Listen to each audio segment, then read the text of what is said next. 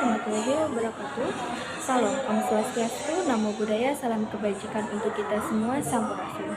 Perkenalkan, nama saya Irma Lestari dari kelas 11 F1 akan membawakan berita yang berjudul TKA sebagai pintu gerbang masa depan. Sebagai langkah awal implementasi, Kementerian Pendidikan mengadakan webinar nasional sosialisasi kebijakan TKA.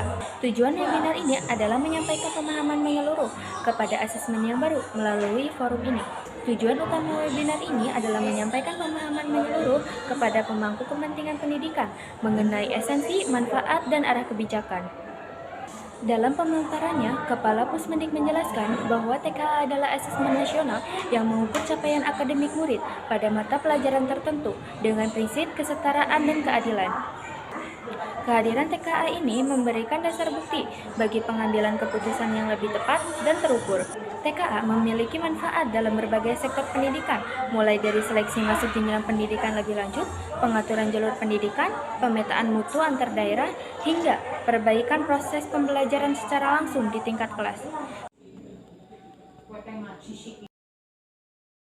Kalau kita lihat di slide selanjutnya, Bapak Ibu, pemanfaatan ini yang sering ditanyakan, terutama untuk Bapak Ibu guru SMA, SMK sederajat, orang tua murid, kemudian juga murid SMA, SMK sederajat. Ini apakah TKA kemudian mempunyai dampak untuk seleksi masuk perguruan tinggi, gitu ya?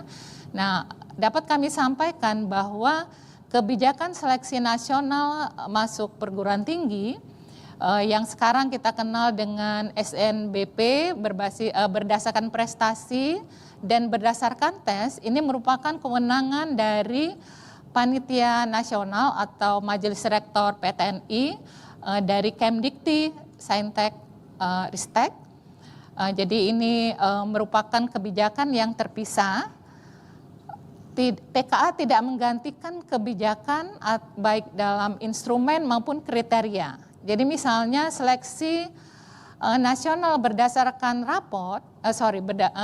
nasional berdasarkan prestasi tetap menggunakan rapor, Bapak Ibu, ya. Jadi ini belum berubah.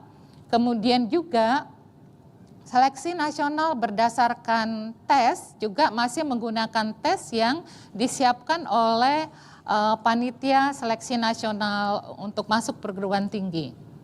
Jadi ini mungkin yang dapat kami sampaikan. Namun pembicaraan, diskusi